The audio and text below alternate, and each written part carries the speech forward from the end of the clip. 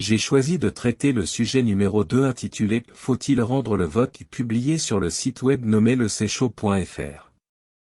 Dans cet article, l'écrivain aborde le sujet de l'importance ainsi que l'obligation de rendre le vote.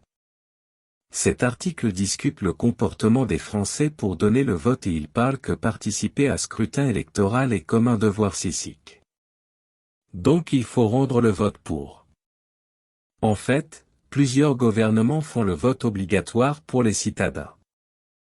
Alors, suite à lecture, je me pose une question: que est-il important de rendre le vote? Afin de répondre à cette question, on verra à premier lieu les avantages de cette loi, puis je discuterai des inconvénients de cela, avant de donner une conclusion. Tout d'abord, on ne peut pas nier le fait que la participation dans le scrutin renforce la démocratie. En fait, en permettant à tous les citoyens de voter, les gouvernements sont plus représentatifs de la volonté du peuple. Cela aide à renforcer la démocratie et à garantir que les gouvernements sont responsables envers les électeurs.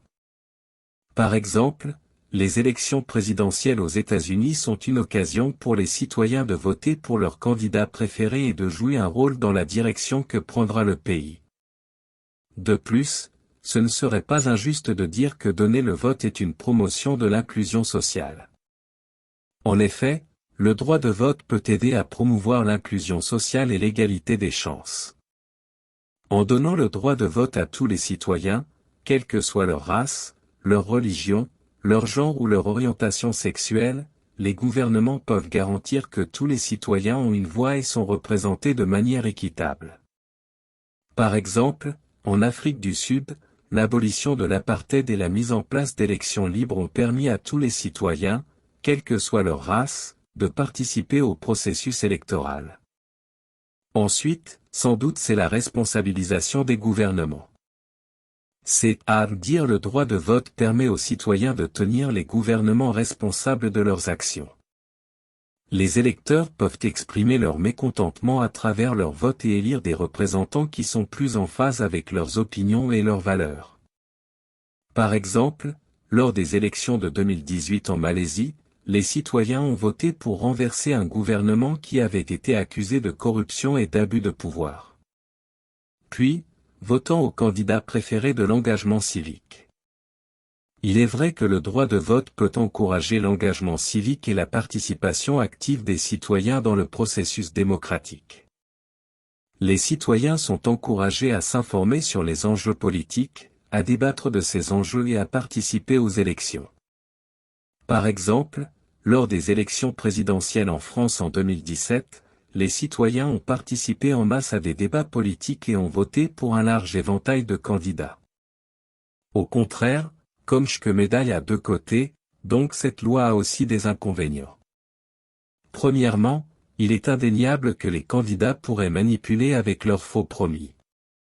En fait, les élections peuvent être manipulées de différentes manières, par exemple par la fraude électorale, les fausses informations ou l'achat de vote.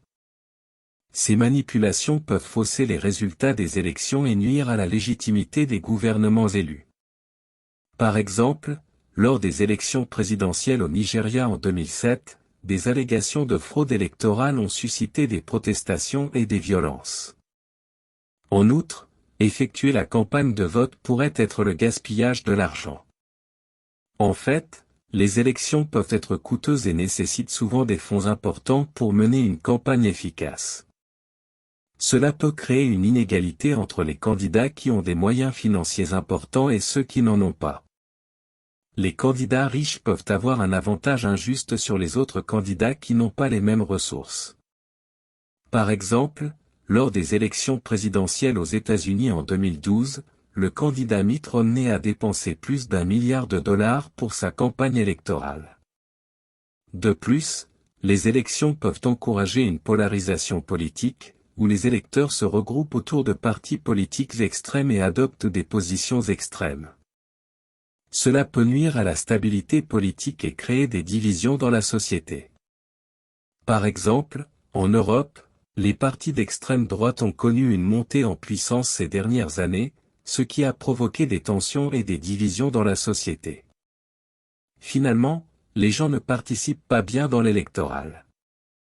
En fait, malgré le droit de vote, de nombreux citoyens ne participent pas aux élections, soit par manque d'intérêt, soit par manque de confiance dans le système politique. Une faible participation électorale peut affecter la légitimité des gouvernements élus et les rendre moins représentatifs de la volonté du peuple. Par exemple, lors des élections présidentielles en France en 2017, le taux de participation au premier tour était inférieur à 50%, ce qui a suscité des inquiétudes quant à la légitimité du président élu. En conclusion, le droit de vote est un pilier fondamental de toute société démocratique, permettant aux citoyens de participer activement au processus de gouvernance. Les avantages de donner le droit de vote sont nombreux, tels que l'expression de la volonté populaire, la responsabilisation des élus et la promotion de l'égalité des chances.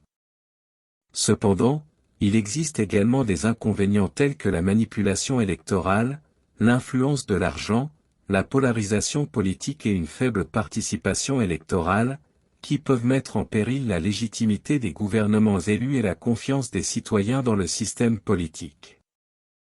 Il est donc important de mettre en place des mécanismes de protection pour minimiser ces risques et assurer des élections libres, justes et représentatives.